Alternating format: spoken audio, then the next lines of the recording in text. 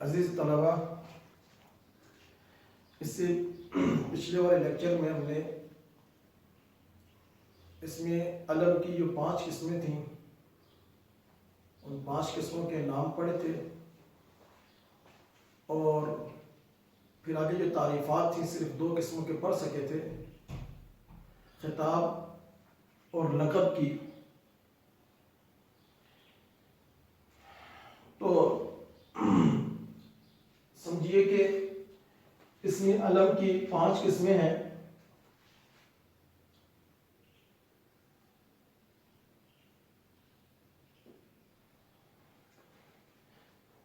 پہلی قسم تھی خطاب، دوسری قسم ہے لقب، تیسری قسم ہے کنیت، چوتھی قسم ہے تخلص، 5ویں قسم ہے عرف۔ اس میں علم کی جو 5 قسمیں تھیں ان میں سے خطاب اور لقب تو ہم نے پڑھ لیا، کنیت، تخلص اور عرف رہتا ہے۔ تو ایک مرتبہ شروع سے پھر دوہرا لیتے ہیں تاکہ ہمیں یاد رکھنا آسان ہو جائے۔ میں نے بتایا تھا کہ سب سے پہلے جو اردو گرامر شروع ہوتی ہے وہ حروف تہجی سے شروع ہوگی، پھر حروف سے آگے مل کر بنتے ہیں لفظ، حروف تہجی، حروف تہجی سے آگے مل کر لفظ بنتے ہیں، پھر لفظ کی آگے 2 قسمیں ہیں، کلمہ، محمل، پھر کلمے کی 3 قسمیں ہیں، اسم،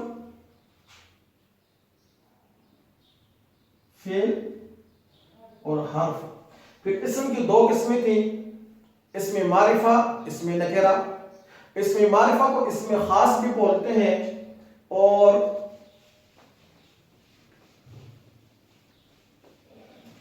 اسم کی 2 قسمیں ہیں، اسم معرفہ جس کو اسم خاص بھی بولتے ہیں، اور دوسری قسم ہے اسم نکرہ۔ اسم معرفہ، اسم نکرہ، اسم معرفہ کو اسم خاص بھی کہتے ہیں، اسم نکرہ کو اسم عام بھی کہتے ہیں۔ پھر اس کی مثالیں بھی میں نے آپ کے سامنے بیان کی تھی۔ مثلا اسم معرفہ کسی خاص شخص، جگہ یا چیز کا نام ہو، چیز چاہے جاندار ہو یا بے جان ہو، اس کو اسم معرفہ کہتے ہیں۔ اسم نکرہ کسی عام شخص، جگہ یا چیز کا نام ہو، اس کو اسم نکرہ بولتے ہیں یا اسم عام بولتے ہیں۔ مثال دیکھ لیں یہاں پر، بچہ سکول گیا۔ اب یہ سکول کوئی بھی سکول ہو سکتا ہے، یہ اسم عام ہوگا، اسم نکرہ ہے، لیکن جب ہم اس سکول کے ساتھ کسی سکول کا نام لگا دیں گے کہ بچہ فلاں سکول گیا، مثلا بنیاد گرامر سکول کی طرف گیا، تو اس صورت کے اندر پھر یہ اسم خاص بن جائے گا، اسم معرفہ کہلائے گا، اسم نکرہ نہیں رہے گا۔ یا اسی طرح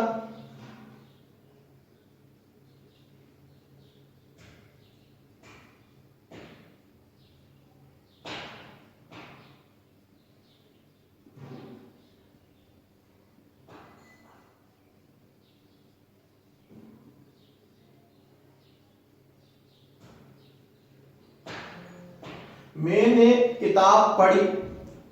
اب کتاب میں نے جو پڑھی ہے وہ عام ہے، کوئی بھی کتاب ہو سکتی ہے، لیکن جب میں کہوں گا کہ میں نے کلیات اقبال پڑھی، کہ میں نے قرآن مجید کی تلاوت کی، یا میں نے زبور پڑھی، تو جب کسی کتاب کا میں نے نام لے لیا تو پھر اس وقت یہ اسم معرفہ ہو جائے گا، اس کے اندر معرفت پیدا ہو جائے گی، اس کے اندر سے جو یہ نکارت ہے، اس کا نکرہ ہونا ہے، وہ ختم ہو جائے گا۔ یا بچے دریا میں تیر رہے ہیں، اگلی مثال سمجھے، بچے دریا میں تیر رہے ہیں۔ اب یہاں پر دریا سے مراد کوئی بھی دریا ہو سکتا ہے،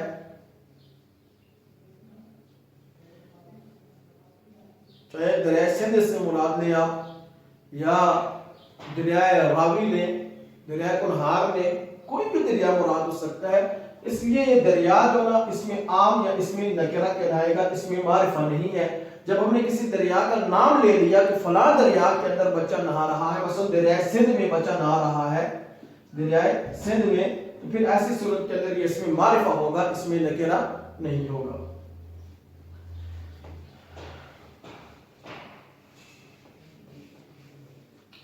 پھر اگلی بات سمجھے کہ اس میں معرفہ کی 4 قسمیں تھیں، اس میں معرفہ کی 4 قسمیں۔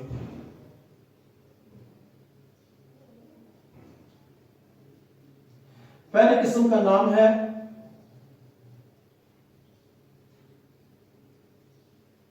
اس میں علم، دوسری قسم ہے اس میں ضمیر، تیسری قسم ہے اس میں اشارہ، اور چوتھی قسم ہے اس میں موصول۔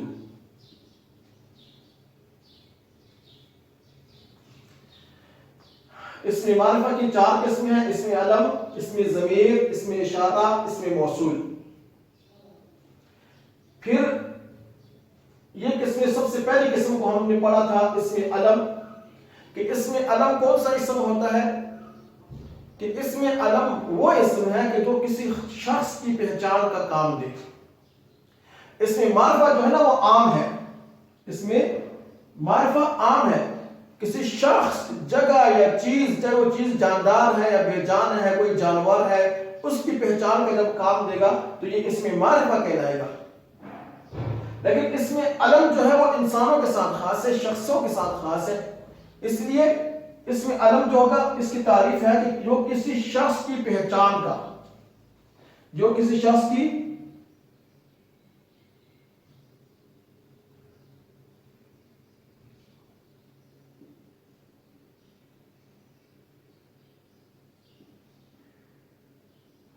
پہچان کے لیے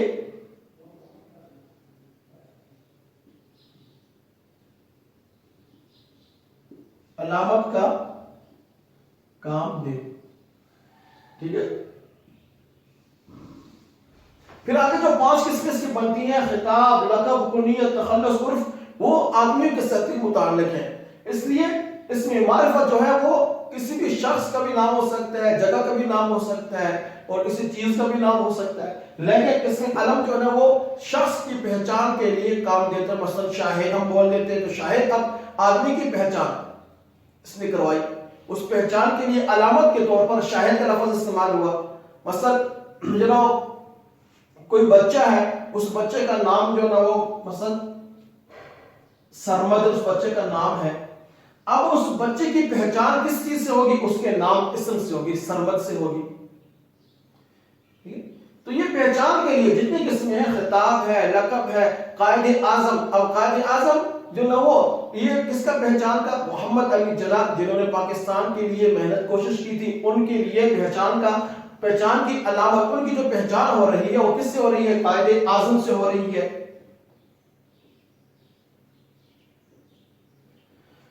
یا شاعر مشرق، علامہ اقبال کو کہا جاتا ہے، تو شاعر مشرق یہ بھی جو نا اس میں علم کی قسم ہے، لیکن پہچان کا کام دے رہا ہے۔ پہچان کس سے ہو رہی ہے؟ شاعر مشرق کی، ٹھیک ہے۔ تو اس میں علم کیا ہے؟ اس میں معرفہ وہ اسم کہ جو کسی شخص، جگہ یا چیز کا اس کے اندر عام ہے، عمومیت پائی جاتی ہے، لیکن اس میں علم کے اندر عمومیت نہیں، اس کے اندر خصوصیت پائی جائے گی کہ وہ عام نہیں ہے، وہ صرف انسانوں کے ساتھ خاص ہے۔ اس میں معرفہ انسانوں کے ساتھ بھی آ سکتا ہے، کسی چیز کے ساتھ بھی، کسی جگہ کے ساتھ بھی، کسی جانور کے ساتھ بھی، کسی بے جان چیز کے ساتھ، کسی کے ساتھ بھی آ سکتا ہے، لیکن اس میں علم جو ہے صرف اور صرف انسانوں کے ساتھ، آدمیوں کے ساتھ آتا ہے، انسانوں کے ساتھ آتا ہے۔ اس لیے اس میں علم کی تعریف ہے کسی شخص کی پہچان کے لیے علامت کا کام جو نام دیتا ہے اس کو اس میں علم بولتے ہیں۔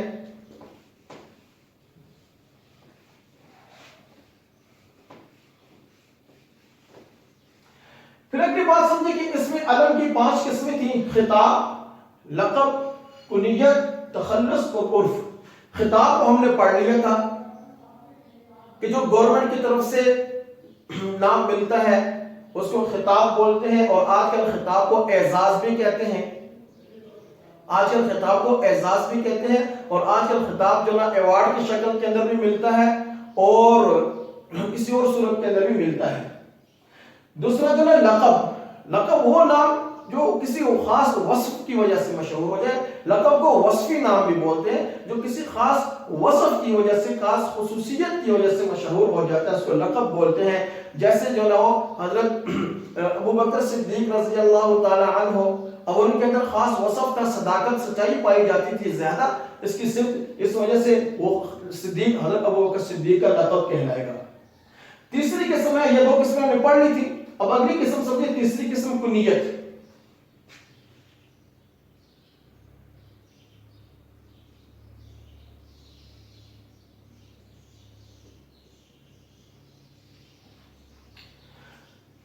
کنیت کس نام کو کہا جاتا ہے اور اس میں علم کی کون سی قسم ہے؟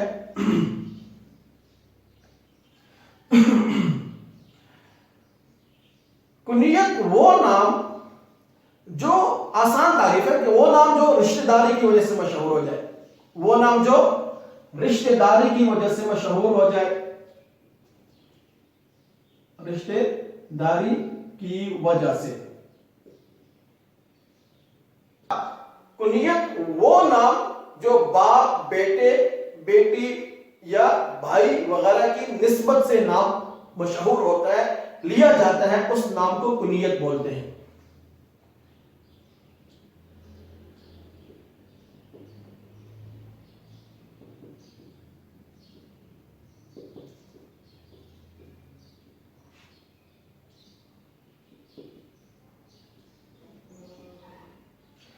کنیت وہ نام جو رشتہ داری کی وجہ سے مشہور ہو جاتا ہے، رشتہ داری کی وجہ سے لیا جاتا ہے، یا وہ نام جو باپ، بیٹے، بیٹی، ماں یا بہن وغیرہ کی نسبت سے مشہور ہو جاتا ہے، اس نام کو کنیت کہتے ہیں۔ پھر سن لیجیے ایک مرتبہ کہ کنیت وہ نام جو رشتہ داری کی وجہ سے مشہور ہو جائے، یا وہ نام جو باپ، بیٹے، بیٹی یا ماں یا بہن وغیرہ کی نسبت سے مشہور ہوتا ہے، اس کو کنیت کہتے ہیں۔ اور یہ بات بھی آپ کے ذہن میں رہے کہ کنیت کا استعمال عربی کے اندر زیادہ ہوتا ہے، اردو کے اندر بہت کم ہوتا ہے۔ کنیت کا استعمال عربوں کے ہاں اس کا رواج زیادہ تھا اور ہے، اب بھی ہے، لیکن ہمارے ہاں اجمیوں کے ہاں اس کی جو استعمال کم ہوتا ہے، اردو کے اندر بہت ہی کم ہوتا ہے۔ اس لیے کنیت کے لیے جو کچھ الفاظ ہیں جو صرف عربی کے اندر لیے جاتے ہیں، مثلا وہ الفاظ اردو کے اندر بھی استعمال کیے جا سکتے ہیں۔ مثلا دیکھیں، باپ کے لیے استعمال ہوتا ہے عربی کے اندر لفظ ابو، ابو یا اب، ٹھیک ہے۔ بیٹے کے لیے استعمال ہوتا ہے بن، بیٹی کے لیے استعمال ہوتا ہے بنت،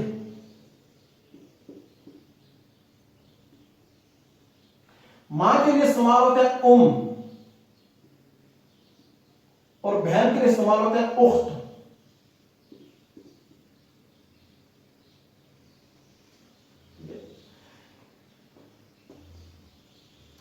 جیسے میں نام لکھتا ہوں مثلا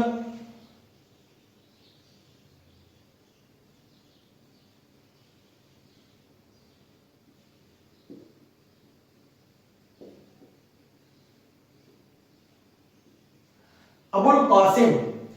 اب ابو القاسم یہ حضرت محمد صلی اللہ علیہ وسلم کی کنیت ہے۔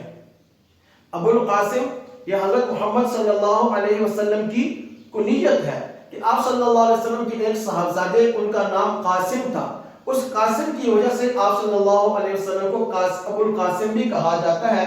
ابو کا معنی ہوتا ہے والد، ابو کا معنی ہوتا ہے والد، اور قاسم جس بچے کا والد کا نسبت کی جاتی ہے، جس بچے کی طرف، اس کا نام ہے۔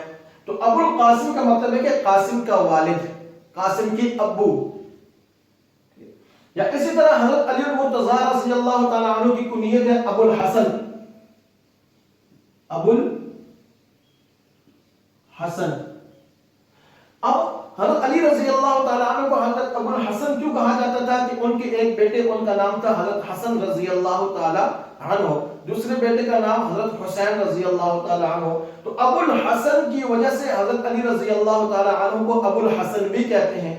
अब अबू का माना होता है वालिद, हसन उनके बेटे का नाम, तो अबुल हसन का माना होगा कि हसन के वालिद यानी हजरत अली रजी अल्लाह ताला अन्हु। और अरबों का ये रवाज था कि वो जो ना असल नाम की बजाय दूसरों को इज्जत और एहतराम देने के लिए कुनियत का इस्तेमाल करते थे, कि उनका नाम नहीं लिया जाता था कि अबुल हसन यानी हसन के वालिद। हजरत अली नहीं कहते थे, अली कहकर नहीं पुकारा जाता था, इज्जत और एहतराम के खातिर उनको अबुल हसन कहा जाता था। आप सल्लल्लाहु अलैहि वसल्लम को अबुल कासिम कहा जाता है। ठीक है, इसी तरह समझिए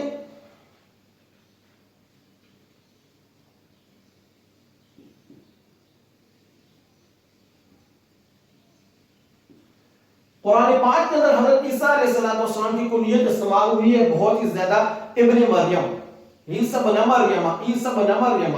तो इब्ने मरियम ये बेटे के लिए इब्न का लफ्ज इस्तेमाल होता है, बेटे के लिए बिन का लफ्ज या इब्न का लफ्ज इस्तेमाल होता है। तो ये इब्ने मरियम या बिन मरियम, ईसा बिन मरियम, तो बिन का मतलब होता है बेटा, मरियम का बेटा, तो बेटे के लिए बिन का लफ्ज इस्तेमाल होगा। ठीक है, या मोहम्मद बिन कासिम, मोहम्मद बिन कासिम, जिन्होंने सिंध फतह किया था, हज्जाज बिन यूसुफ ने जिनको भेजा था, सिंध फतह किया था और बड़े सगीर के अंदर इस्लाम के लिए बाकायदा जो राह उन्होंने हमवार की थी, उनका नाम मोहम्मद बिन कासिम है। बहुत बड़े फातेह गुजरे हैं, सालार गुजरे हैं। तो मोहम्मद उनका अपना असल नाम था। बिन का मतलब होता है बेटा, कासिम का माना होता है कि वो मोहम्मद बिन कासिम, कासिम उनके अबू का नाम था।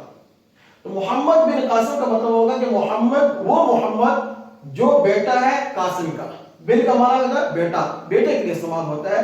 तो मोहम्मद बिन कासिम का मतलब होगा कि वो मोहम्मद कि जो बेटा है किसका? कासिम का।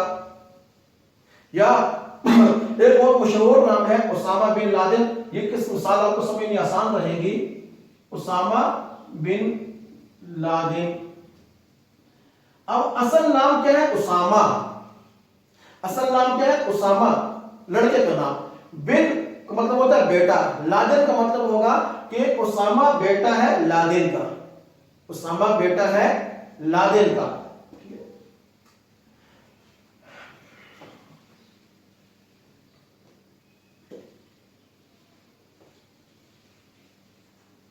बेटी के लिए इस्तेमाल होता है बिंत। जैसे हजरत मोहम्मद सल्लल्लाहु अलैहि वसल्लम की बेटी हजरत फातिमा रजी अल्लाह ताला अन्हा, तो फातिमा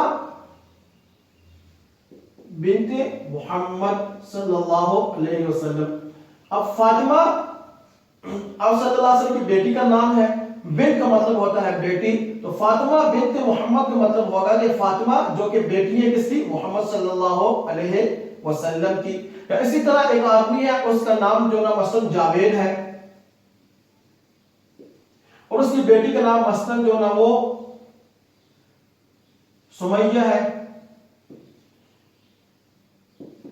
उसके नाम के साथ अब वो बच्ची अपने वालिद का नाम लिखना चाहती तो ऐसे लिखेगी कि सुमैया बिनते जावेद, सुमैया बिनते जावेद, कि सुमैया जो कि बेटी है किसकी? जावेद की। या कोई बच्ची है, उसके अब्बू का नाम मसलन जो ना वो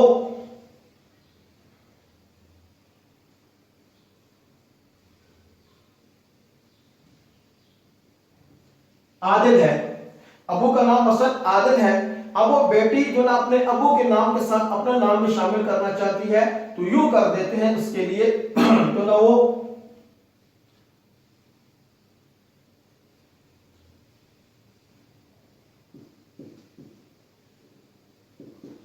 खतीजा बिनते आदिल। अब खतीजा जो है वो बेटी है, इसका मतलब होगा खतीजा जो कि बेटी है आदिल की। ठीक है, और का लफ्ज इस्तेमाल होता है माँ के लिए, वालदा के लिए। मसलन एक लड़का है, उसकी वालदा अपना नाम जाहिर नहीं करना चाहती, अपना असल नाम, मसलन उनका असल नाम जो ना उस किसी बच्चे की मसलन वालदा है, ام کا لفظ والدہ کے استعمال ہوتا ہے، ام. مثلا ایک بچہ ہے، اس کا نام ہے راشد.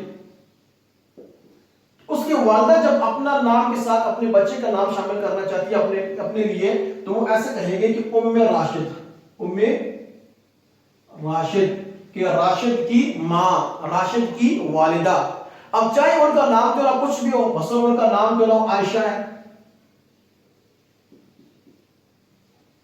مثلا ایک خاتون ہے، ان کا نام جو نہ عائشہ ہے، اب وہ سب لوگوں کے سامنے اپنا نام ظاہر نہیں کرنا چاہتی، تو جب ان سے پوچھا جاتا تھا کہ بھائی آپ کا نام کیا ہے، تو وہ اپنا نام یہ بتاتی تھی کہ میرا نام ام راشد ہے، کہ راشد کی والدہ، راشد کی ماں. اور عائشہ جو نہ وہ ان کا اصل نام ہوتا تھا. کہ پہلے عربوں کے ہاں یہ رواج ہوتا تھا، وہ خواتین جو ہوتی تھی اپنے نام کو یوں سر عام بازاروں کے اندر لوگوں کے اندر بیان نہیں کیا کرتی تھی، اپنے نام کو اسی طرح پوشیدہ رکھا کرتی تھی. اور اخت یہ بھی اسی طرح ہے، اخت کہتے ہیں بہن کو.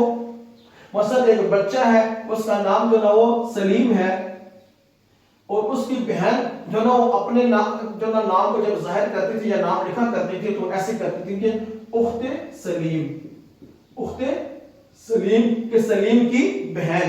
چاہے اس کا نام جو نا کچھ بھی ہو، عائشہ ہو، شمائلہ ہو، یا کچھ بھی نام ہو، لیکن اپنے اصل نام کی بجائے جو نا اس طرح کی کنیت کو ظاہر کرتی تھی، اس کو کنیت کہا جاتا ہے. پھر سمجھ لیجئے کنیت وہ نام ہے کہ جو رشتہ داری کی وجہ سے یا باپ بیٹے بیٹی یا بہن بھائی کی نسبت کی وجہ سے نام مشہور ہو جائے، اس نام کو کنیت کہتے ہیں. پھر کنیت کے اندر یہ بات ذہن میں رہے کہ بھائی باپ کے لیے ابو کا لفظ عربی کے اندر استعمال ہوتا ہے، اور اردو کے اندر بھی استعمال کرتے ہیں یا آپ استعمال کرتے ہیں. اور بیٹے کے لیے بن کا لفظ، بیٹی کے لیے بنت، ماں کے لیے ام، اور بہن کے لیے بنت اخت کا لفظ استعمال ہوتا ہے. اردو کے اندر جو کنیت بنتی ہے وہ کیسے بنے گی؟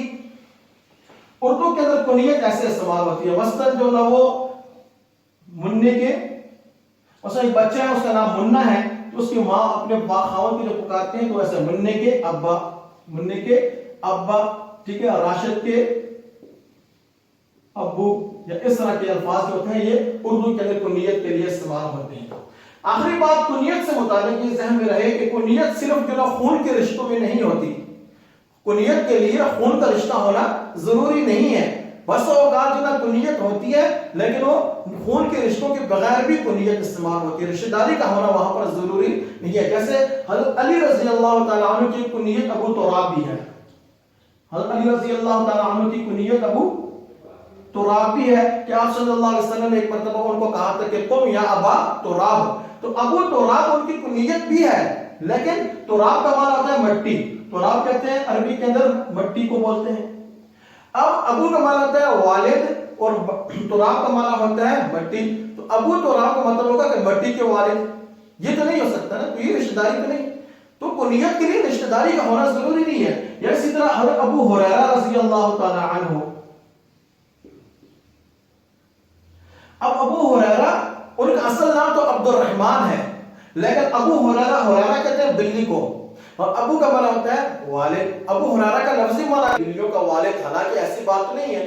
تو اس لیے رشتہ داری کا، خونی رشتے کا ہونا ضروری نہیں ہے کنیت کے لیے. بس صرف ان الفاظ کا آ جانا ہی کافی ہے، اس سے کنیت بن جاتی ہے. چوتھی قسم ہے اس میں علم کی، وہ تخلص. چوتھی قسم ہے تخلص.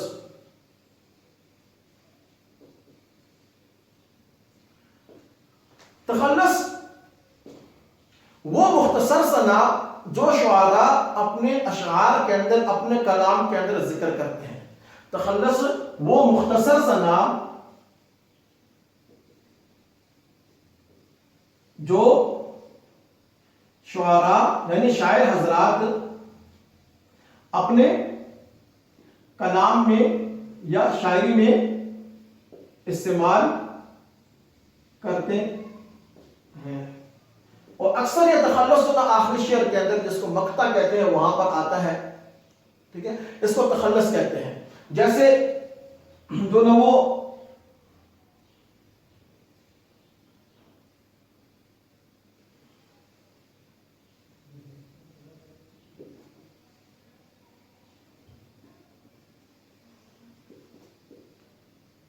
حیدر علی آتش اردو کے ایک بڑے شاعر ہو گزرے ہیں. ان کا اصل نام کیا ہے؟ حیدر علی. آتش ان کا تخلص ہے. آتش ان کا تخلص ہے. تو حیدر علی ان کا اصل نام تھا, آتش ان کا تخلص ہے. جہاں پہ کوئی شعر جب لکھتے تھے تو شعر کے آخر میں جب انہوں نے تخلص لکھنا ہوتا تھا تو آتش کے نام سے لکھتے تھے. یا اسی طرح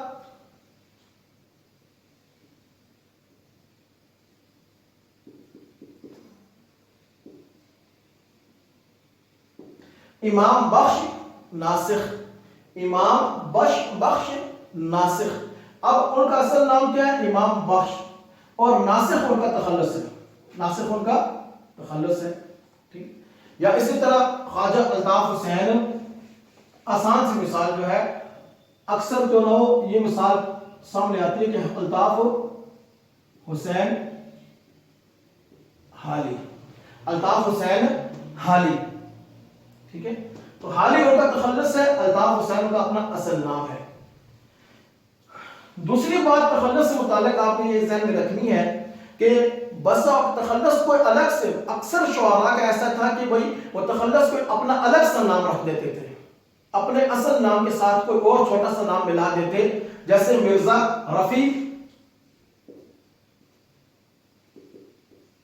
سودا. اب ان کا اصل نام جو ہے مرزا رفیع ہے, لیکن سودا انہوں نے اپنا تخلص رکھ دیا. امام بخش ناسخ, امام بخش ان کا اصل نام تھا, ناسخ انہوں نے تخلص رکھ لیا. اسی طرح جو الطاف حسین ہیں, اب الطاف حسین ان کا نام ہے, حالی انہوں نے تخلص رکھ لیا. لیکن بعض اوقات ایسا ہوتا ہے کہ شاعر, بعض شعراء ایسے ہیں کہ جنہوں نے اپنے لیے الگ سے تخلص پسند نہیں کیا, کوئی الگ سا تخلص انہوں نے نہیں چنا, بلکہ جو اپنا اصل نام ہوتا ہے اس کو ہی بطور تخلص کے انہوں نے استعمال کیا ہے. جیسے علامہ اقبال ہے, جیسے علامہ اقبال.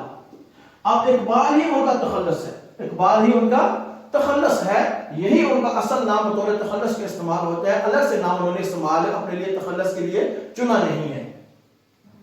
اور آخری بات تخلص سے متعلق یہ ہے کہ یہ جو چھوٹی سی تخلص کی علامت یہ ہے, یہ آپ نے جب بھی کوئی تخلص لکھنا ہو تو اس تخلص کے اوپر جو نا اس کا یہ نام آئے گا. مثلا جو نا الطاف حسین حالی. اب الطاف حسین پورا نام ہے تو حالی جو ان کا تخلص تھا اس کے اوپر ایسی علامت ڈالنی ضروری ہے, یہ بات اپنے ذہن میں رکھنی ہے. یا اسی طرح جو نا وہ فیض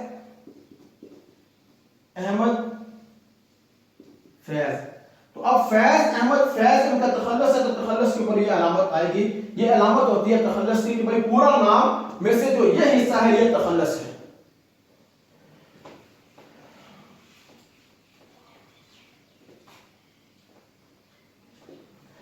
اس میں علم کی جو پانچویں قسم تھی وہ عرف ہے. اس میں علم کی پانچویں قسم کیا ہے؟ عرف. انگلش کے اندر اس کو نک نیم بھی بولتے ہیں. عرف وہ نام جو محبت کی وجہ سے یا نفرت کی وجہ سے یا حقارت کی وجہ سے لوگوں کے اندر مشہور ہو جائے. وہ نام جو محبت, نفرت یا حقارت وغیرہ کی وجہ سے, حقارت بھی نفرت کو بولتے ہیں, نفرت کی وجہ سے, حقارت کی وجہ سے, محبت کی وجہ سے لوگوں کے اندر مشہور ہو جائے تو اس کو عرف بولتے ہیں. جیسے نا اکثر ہمارے ہاں جو نا اس طرح کے نام استعمال ہوتے ہیں, مثلا نعمان اگر کسی بچے کا نام ہے تو اس کو پیار کی وجہ سے جو نا مانی کہتے ہیں, مانی کہا جاتا ہے, بگڑتے جو نا اس کا نام مانی بن جاتا ہے. اگر کوئی آدمی رشید اس کا نام ہے تو اس کا نام بگڑتے بگڑتے رشید سے شیدہ بن جاتا ہے. یا اگر کوئی آدمی جو نا اس کا نام غلام ہے تو غلام سے اس کا نام گاما بن جاتا ہے. یا کسی آدمی کے اندر کوئی جو نا اگر ایسا عیب پایا جاتا ہے, جسمانی عیب پایا گیا, اس عیب کی وجہ سے جو نام, مثلا کسی کو لنگڑا کہہ دینا کہ کسی کی ٹانگ ٹوٹی ہوئی ہے تو اس کو لنگڑا جو کہیں گے تو لنگڑا کہنا یہ اس کا تخلص جو نا عرف کہلائے گا کہ یہ نفرت کی وجہ سے نام لوگوں کے اندر مشہور ہو گیا. یا کوئی آدمی ہے اس کی آنکھیں بھینگی ہیں, آنکھیں جو نا پھری ہوئی ہے تو اس کو بھینگا کہہ دینا یا کالا کہہ دینا, یا کسی کا رنگ کالا ہے تو اس کو کالا کہہ دینا. یہ سارے کے سارے عرف کے اندر شامل ہوں گے. پھر میں ایک مرتبہ آپ کے سامنے نقشہ بنا دیتا ہوں, شروع سے ہم دہرائی کر لیتے ہیں تاکہ یہ باتیں شروع سے آپ کے ذہن میں قدر آسان رہیں یا ذہن نشین ہو جائے. کہ وہی سب سے پہلی قسم جو میں نے کہا تھا اردو گرامر شروع ہوتی ہے وہ حروف تہجی سے شروع ہوگی. حروف تعجیز سے آگے میں نے کہا تھا لفظ بنتے ہیں. پھر میں نے کہا کہ لفظ کی دو قسمیں ہیں.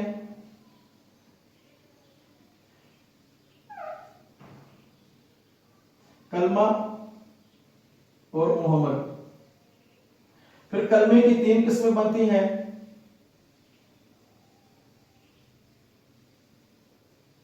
اسم، فعل اور حرف. پھر اسم کی آگے جو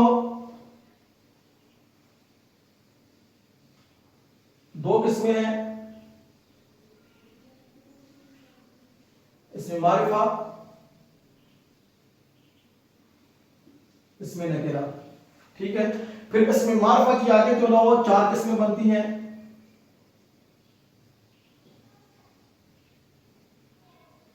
اسم معرفہ کی چار قسمیں ہیں. اسم علم، ضمیر، اشارہ، موصول. پھر اسم علم کے آگے پانچ قسمیں بنتی ہیں جو سامنے لکھی ہوئی ہیں. خطاب، لقب، کنیت، تخلص اور عرف. انشاءاللہ یہاں تک ہو گیا. اسم علم کی جو پہلی قسم تھی، اسم معرفہ کی پہلی قسم اسم علم کو ہم نے پڑھ لیا. انشاءاللہ اگلا جو لیکچر ہمارا ہوگا وہ اسم ضمیر کے اوپر ہوگا. انشاءاللہ اسم ضمیر کی تعریف، اسم ضمیر کا استعمال کیسے ہوگا، اسم ضمیر کی جو اقسام ہیں وہ انشاءاللہ آئندہ لیکچر کے اندر ہم پڑھیں گے. تب تک کے لیے اجازت ہے. انشاءاللہ پھر آپ کی خدمت میں حاضر ہوں گے.